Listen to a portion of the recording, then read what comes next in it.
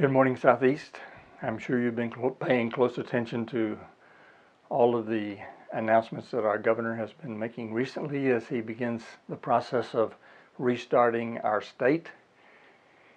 I know that you are as anxious as I am for Southeast to be back together in assembly, and I can assure you that your elders and your ministers are working hard to figure out ways that we can do that while staying within the guidelines that Governor Abbott has set, and while doing all that we can to assure as high a level of safety for all of you as we can. So you'll be hearing more about that in the very near future, and again, we look very much forward to be back in assembly with you. Well, my friend Trish Budra sent me a link to a blog today written by Brent Taylor. Brent is the brother of Greg Taylor, who is the son-in-law of Bobby and Ray Smiley. So this is a blog that he wrote today upon the passing of his father, the father of Brent and of Greg. And I'm not going to read all of it, but I just wanted to read one short section. And this is right before their father passed away. At midnight, Dad was restless. Mom attended to him.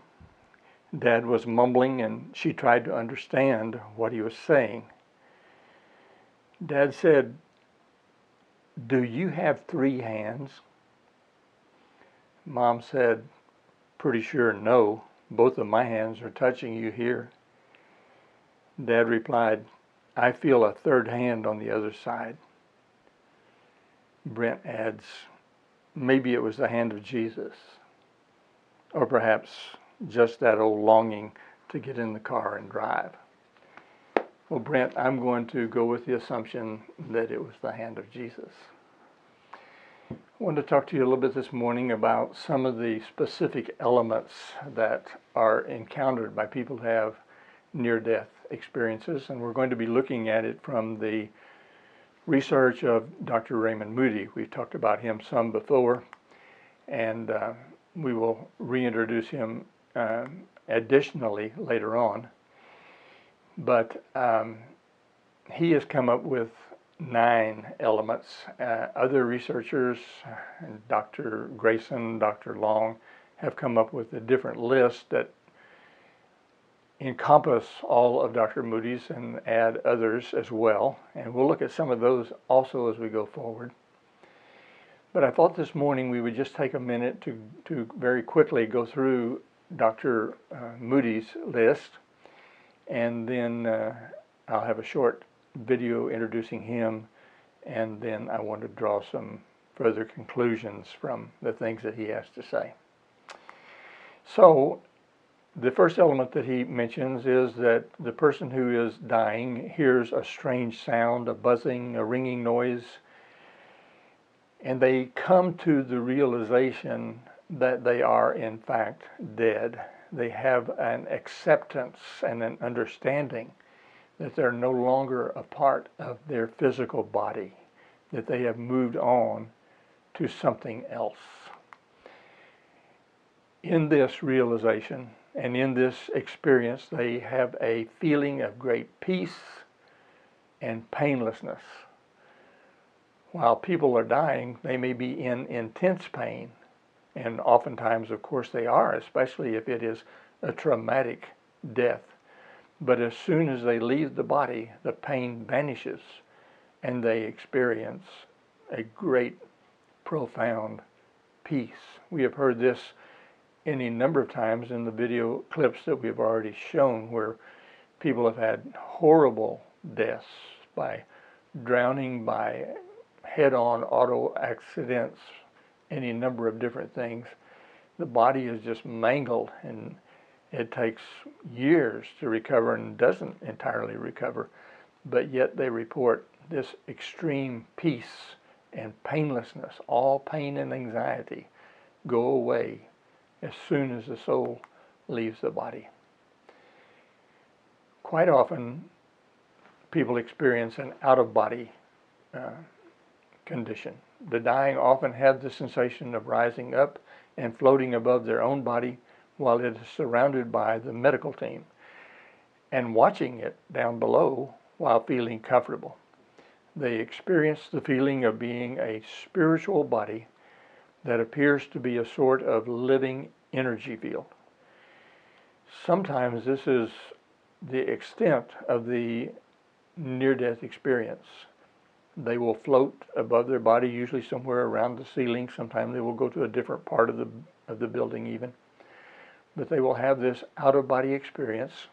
They will be aware of what's going on to them, to their body, and what's happening to their loved ones and to the medical people who are working on them. And many times, these awarenesses that they have are verifiable and can be demonstrated as factual, even though there was no way they could have that knowledge lying on that bed in that particular position unconscious. It just couldn't happen. A very powerful experience indeed. Quite often, people will report going down a tunnel. The next experience is that of being drawn into darkness through a tunnel at an extremely high speed until reaching a realm of radiant golden white light. Also, although they sometimes report feeling scared, they do not sense that they were on their way to hell or that they had fallen into this tunnel. It causes a certain amount of dissociation. They're not sure what's going on, don't know what's happening at that stage, but it's not a feeling of fear. And it doesn't usually last very long. There's usually that light, as they say, at the end of the tunnel. Sometimes, though, people will not have that experience. They will experience simply rising rapidly into the heavens. Instead of a tunnel, some people report rising and seeing the earth like a celestial sphere, something like what an astronaut would see if he was, as he is being launched into outer space. What is almost always the case, pretty much a universal element, is that people will see this indescribable light. Once on the other side of the tunnel, or after they have risen into the heavens, the dying meet people who glow with an inner light. Often they find that friends and relatives who have already died are there to greet them. These are described in many, many different ways as far as their form and substance and the way that they appear. That's easily explainable because, first of all, we have no words to describe. And second of all, it's my conclusion, at this time at least, that God prepares for us whatever it is that most resonates with us at that stage of our life and at that time of our life.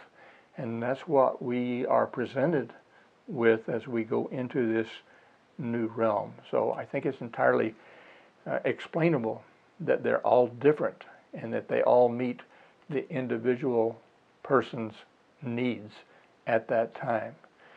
And then beyond these beings of light, there is this overwhelming light. After meeting the people of light, the dying often meet a powerful spiritual being whom some have identified as God or Jesus or some other religious figure. This is where the language really falls apart. There's just no way that people can begin to describe this. Some people have simply described the light as love. It is just love, and they can't go beyond that. And the love encompasses everything, and they are drawn into that and become part of that encompassing light. The light is usually described as being so brilliant that 10,000 times brighter than our sun. No human eye could look at it without being blinded, but in the spirit realm, there's no discomfort whatsoever in looking at it. There's only this deep feeling of love and acceptance and peace and joy. Many times, very early in the experience, there will be what has been called the life review.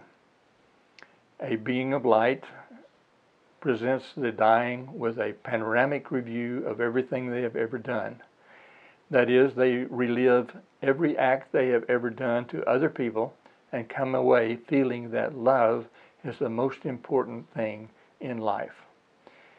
The life review is described in several different ways, again, very understandably, because they're describing the indescribable. But generally, these life reviews focus on not what you did, but how what you did or said or didn't do or didn't say affects the other people. You feel what the other person felt at that given moment during that event in your life. And for many people, this is very unpleasant from a self-judgment point of view. But the thing that always comes across, is that the judgment is all by the person experiencing their own life review, not from the person giving them the life review. The person giving them the life review is focused on them learning from that and moving beyond that to a state of total forgiveness, total acceptance, total joy and satisfaction. There is a reluctance to return. The being of light sometimes tells the dying that they must return to life. Other times they're given a choice of staying or returning. In either case, they are reluctant to do so. They don't want to come back. The people who choose to return do so only because of loved ones that they are not yet willing to leave behind, perhaps a child, perhaps a parent, whatever the case may be. And oftentimes it's because they have understood that they have a mission that they have not yet accomplished, that they need to fulfill. And so because of that, they will choose to come back. Well, those are the 9 elements that Dr. Moody presents, and we'll add others to that because there's a great many more. We haven't talked at all about what the people observe in this new realm, the sights, the sounds, the smells, the music, as well as all of the very intense feelings and the overwhelming understanding. As Paul says, we know in part, then we will know as we are also known. And that seems to be a very common element, that there is this sudden knowledge, understanding of the universe and what it's all about and how it all fits together. And we'll look at those things some more in the coming weeks. So at this time, we're going to take a minute and listen to Dr. Moody introduce himself and talk about a little bit of his experience in researching these near-death experiences. My name is Raymond Moody, and I'm a former philosophy professor and medical doctor, forensic psychiatrist. And since 1962, I have been studying cases of people who almost died and returned and had what we today call near-death experiences. I think the most important thing I've learned in my studies is that whatever we happen to be chasing in life, whether knowledge or power or fame or whatever, that the most important thing we can do while we're alive is to learn how to love. And I've also learned that there's nothing to fear in death. Really, it's a transition into some other world. And I've also learned that these experiences seem the same all over the world, wherever I've traveled. I hear the same things from people. I've also learned that at the point of death, we get to engage in a fascinating holographic panoramic review during which we review all the things we've ever done while we're alive from the point of view of those with whom we've interacted. People say that with the review of their life, they often review their lives in the company of a being of light and of complete love and compassion, who sees everything you've ever done in this panorama of your life and yet still loves you. People I know who've returned from death say that it was the most wonderful experiences of their life. And I would say to people, there's nothing to fear in death, that the fearful things are here in this life. I was not raised in a religious environment when I was a little kid, and the idea of an afterlife just never occurred to me. I always assumed that when you die, it's the end. And so it's been a long process for me to come to terms with the fact, as I gather, that when we die, we do go into this other state of existence. So now I'm confident, actually, that what we call death is a transition into another world.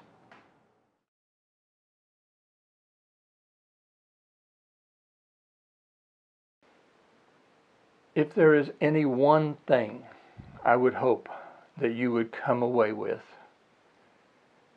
from all of these discussions that we're having about thin places, about near death, time of death, out of body experiences, that one thing is that what the Bible says about our life here is true.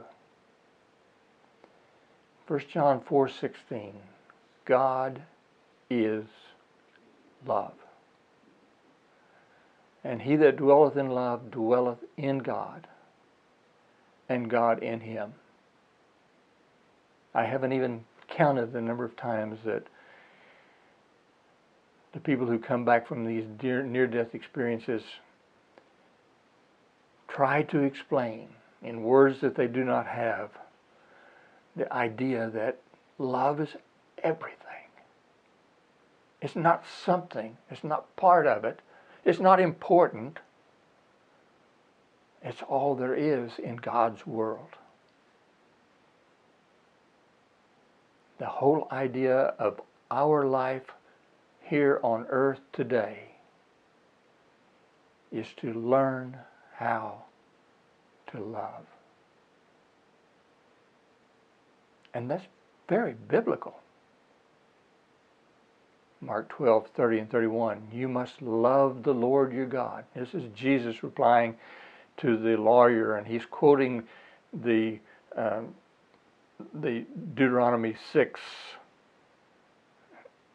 statement of the most important thing. You must love the Lord your God with all your heart, all your soul, all your mind, all your strength.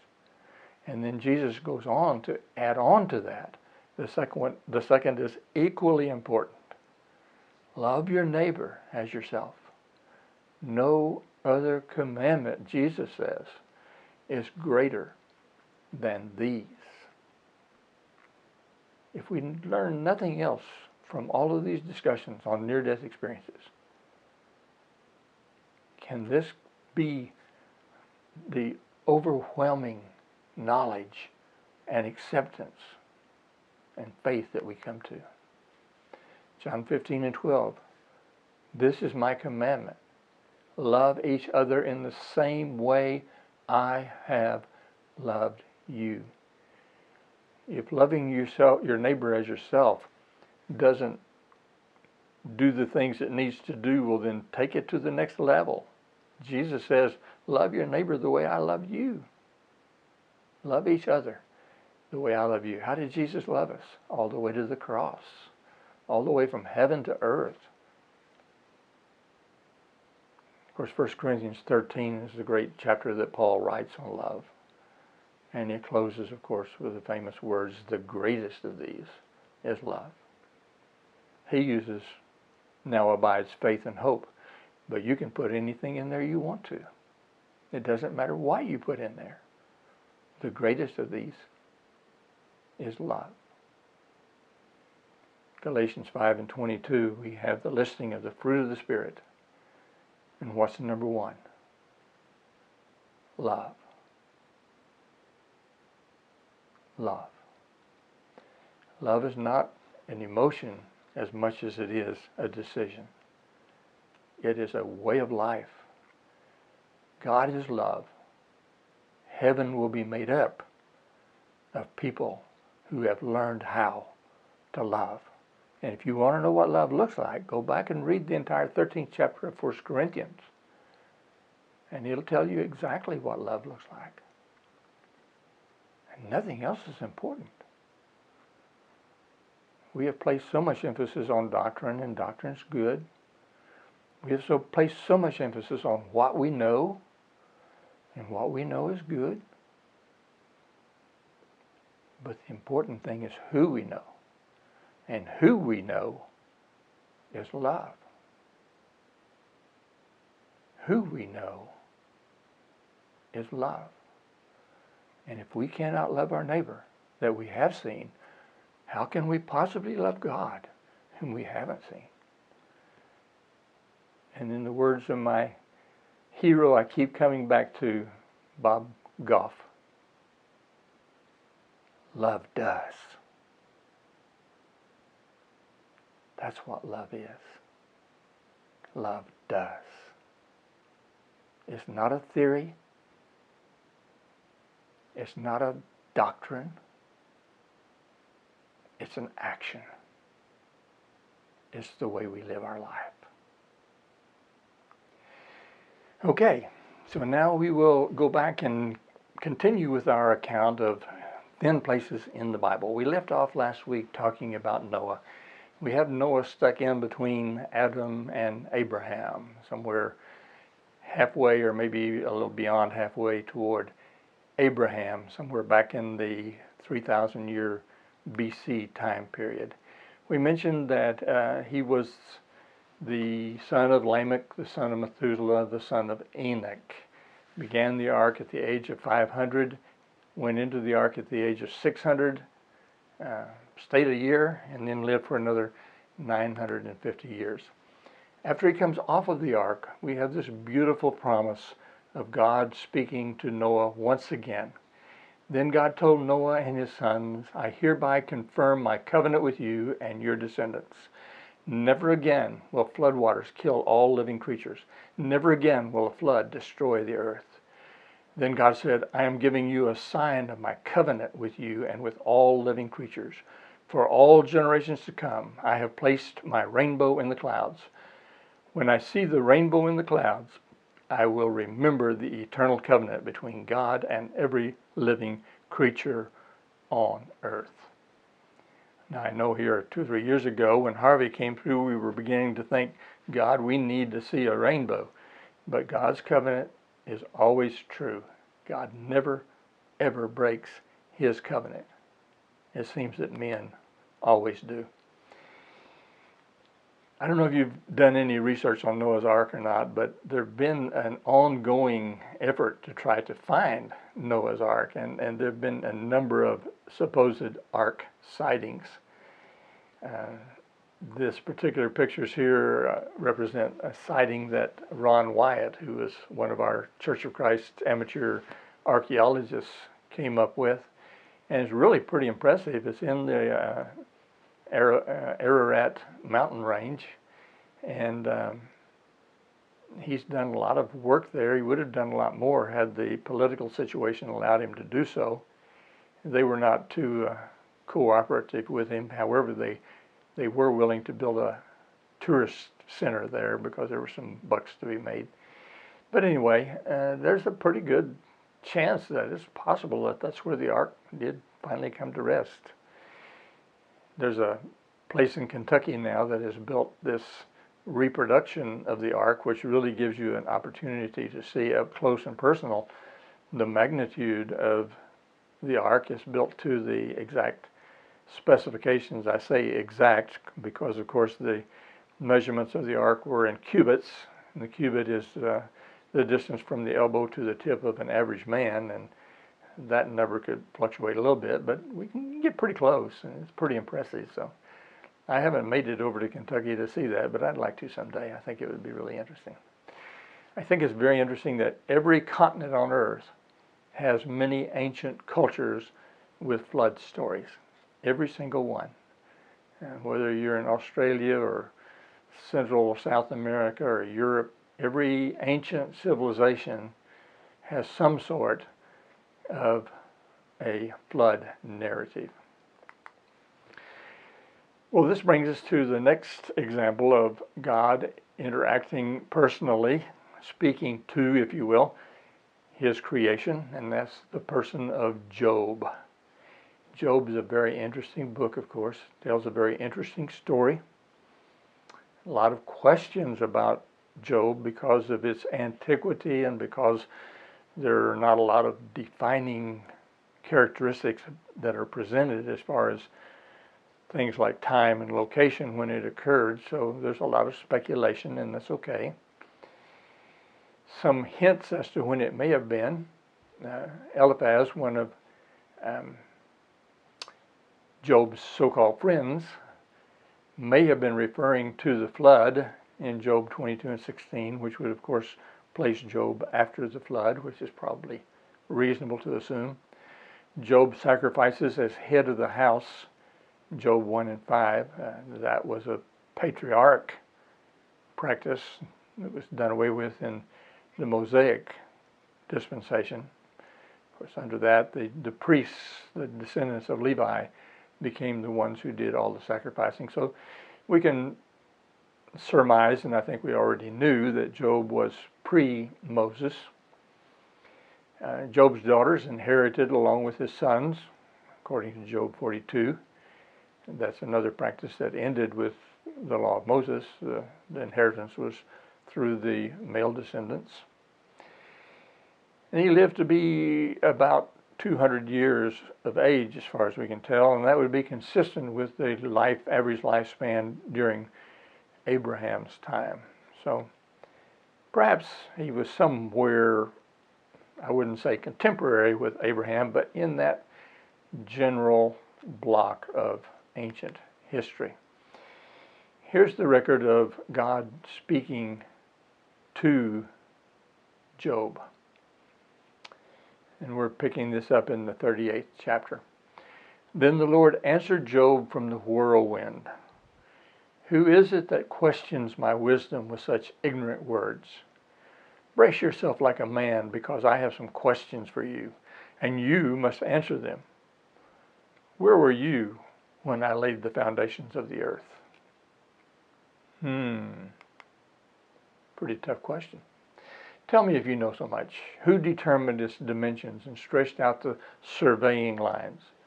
What supports its foundations, and who laid its cornerstone? As the morning stars sang together, and all the angels shouted for joy. Then Job replied to the Lord, I know that you can do anything, and no one can stop you. I had only heard about you before, but now, interesting statement here, I have seen you with my own eyes. What did Job see? God speaking to him in the whirlwind. What did Job see? I take back everything I said, and I sit in dust and ashes to show my repentance. After the Lord had finished speaking to Job, he said to Eliphaz the Temanite, I am angry with you and your two friends, for you have not spoken accurately about me as my servant Job has. So take 7 bulls and 7 rams and go to my servant Job and offer a burnt offering for yourselves. My servant Job will pray for you, and I will accept his prayer on your behalf. Most interesting. Well, that kind of brings us to Abraham. When we get to the patriarch Abraham, the line between heaven and earth, the veil between heaven and earth, pretty much stays thin. A lot of these cases, the veil kind of broadens and thickens and then thins and narrows, but God had an ongoing relationship with Abraham. He spoke to him in so many different ways, and in many ways that we were just simply not told. We don't know how it happened. We just are told that it happened. But he was on first name basis with Abraham, to say the least.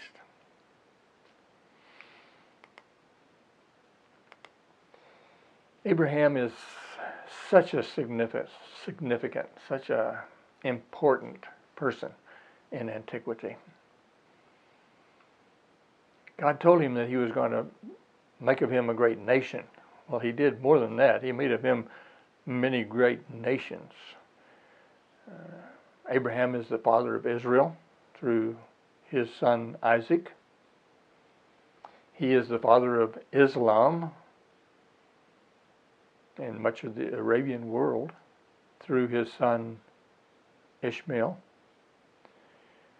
He is the father of Christianity through our faith in him as the covenant bearer of God. Paul will go so far as to say that only Christians are the descendants of Isaac. But he's speaking of spiritual Israel, not physical Israel. Spiritual Israel are the Christians who accept Jesus Christ as Messiah.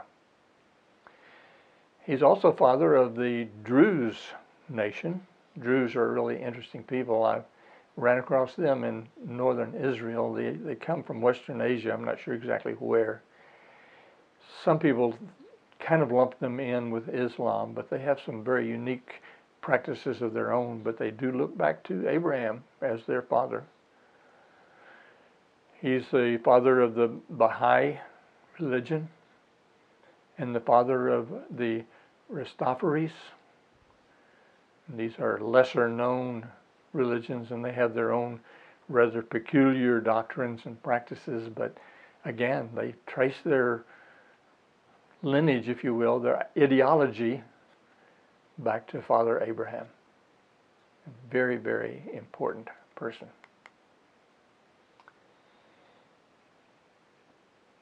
This event with Abraham is the next recorded event of God speaking to his creation after the Tower of Babel.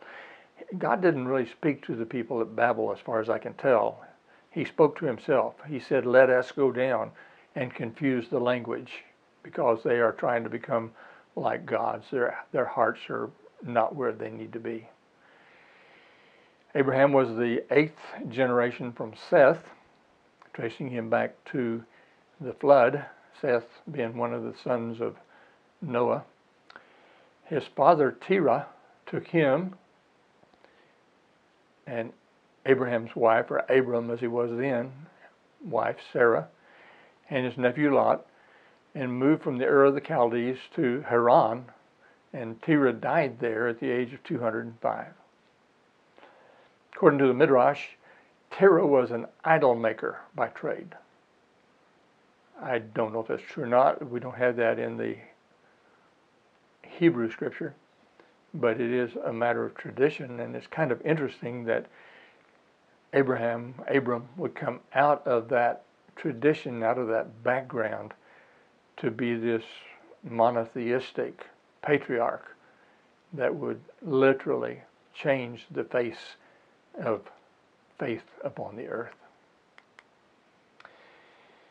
So some of the records of the conversation between Abraham or Abram and God will begin with Genesis 12.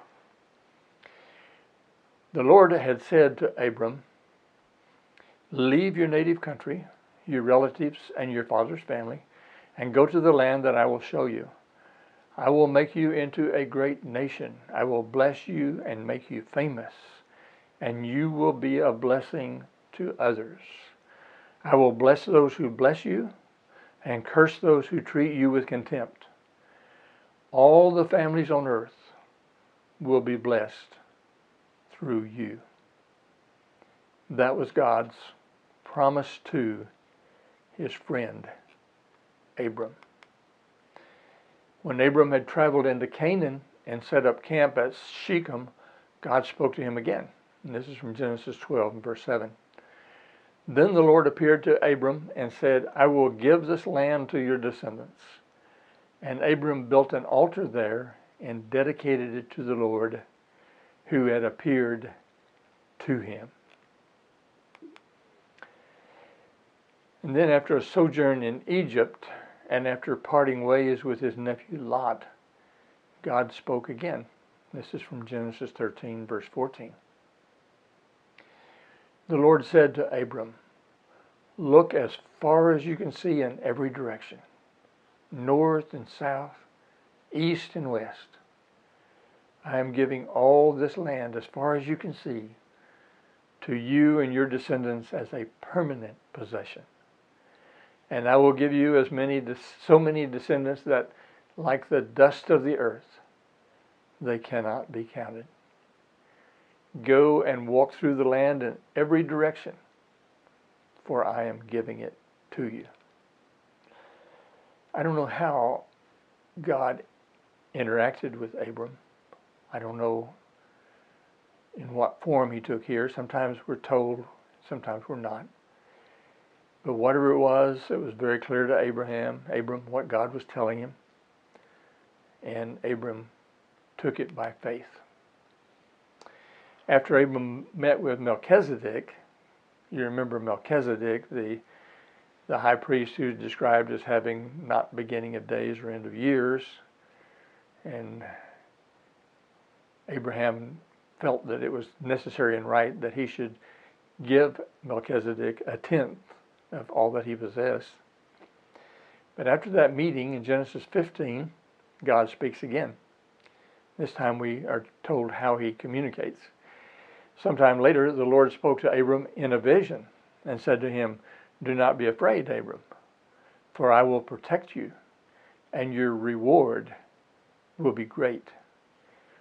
But Abram replied, O sovereign Lord, what good are all your blessings when I don't even have a son? I guess it's okay to argue with God, huh? It is if you're Abraham or Moses. Maybe they earned that right. I don't know. But it seemed to be okay with God for them to have this kind of a personal friend-to-friend relationship. Then the Lord said to him, no, your servant will not be your heir. This is after Abraham and Sarah had decided that he would have a child by Sarah's handmaid. Then the Lord said to him, no, your servant will not be your heir, for you will have a son of your own who will be your heir. You remember a lot of the details of that story and how that finally unfolded with the birth of Isaac.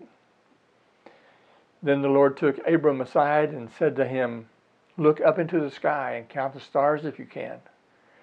That's how many descendants you will have. However many stars Abram was able to count, looking up into that darkened sky, was the tiniest fraction of how many stars there really are. Because look what we know today that Abram didn't know. And Abram believed the Lord, and the Lord counted him as righteous because of his faith. Then the Lord told him, I am the Lord who brought you out of the Ur of Chaldees to give you this land as your possession. But Abram replied, O sovereign Lord, how can I be sure that I will actually possess it? Do you think if you and God were having a conversation and God made a promise to you, that you, like Abraham and like Samuel, do you think you would say, God, how can I believe you? How can I know that what you're saying is true? I doubt that I would do that. But, I don't know. Hadn't happened yet. The Lord told him, bring me a 3-year-old heifer, a 3-year-old female goat, a 3-year-old ram, a turtle dove, and a young pigeon. So Abram presented all these to him and killed them. Then he cut each animal down the middle and laid the halves side by side. He did not, however, cut the birds in half. What we're seeing here, of course, is what has come to be called the blood covenant. We have the animals cut in half, laid side by side. Their blood drains down into this little ravine. And the way that the covenant will play out is God will stand at one end of the ravine, Abraham at the other end, and they will covenant with each other that what has happened to these animals would happen to them if they broke covenant. Of all of the symbolism of the Old Testament that points forward to the time of Jesus, none is more significant, more obvious, if you will, than this great blood covenant that God entered into between him and our father Abraham. Some vultures swooped down to eat the carcass, but Abram chased them away. As the sun was going down, Abram fell into a deep sleep, and a terrifying darkness came down over him. So we've had God speaking to Abram in several different ways, and here he is going to be in a deep sleep. So I'm thinking that this will be under the category of a dream. Then the Lord said to Abram, "You can be sure that your descendants will be strangers in a foreign land, where they will be oppressed as slaves for 400 years. But I will punish the nation that enslaves them, and in the end they will come away with great wealth. As for you, you will die in peace and be buried at a ripe old age. After 4 generations, your descendants will return here to this land, for the sins of the Amorites do not yet warrant their destruction." Isn't that an interesting comment? The Amorites have not yet strayed so far away that I am feeling justified in destroying them. But they will. They'll get there. After the sun went down and darkness fell, Abram saw a smoking firepot and a flaming torch pass between the halves of the carcasses. So the Lord made a covenant with Abram that day and said, "I have given this land to your descendants." And then in Genesis 17, God reveals himself as El Shaddai. He renews his covenant with Abram, promises him a son at the age of 100. He changes Abram's name to Abraham and declares that his covenant is an everlasting covenant. And Abraham is instructed to circumcise every male, whether he be a freeborn, natural-born Israelite or descendant of Abraham, or a slave. Circumcise every male of his household as a sign of the covenant. God has always required some symbol of the covenants into which he has entered. He began this with, in this case, circumcision, and that became codified, of course, under the law of Moses, and is still practiced today by the Jewish people. And Paul codifies it for Christians as being a circumcision of the heart. But God always requires a sign of covenant. Well, that is going to bring us to the end of our lesson for today. We're out of time, and we will continue, Lord willing, next Sunday as we look at thin places in Holy Scripture and what we can learn from near-death experiences. Have a wonderful, God-blessed week.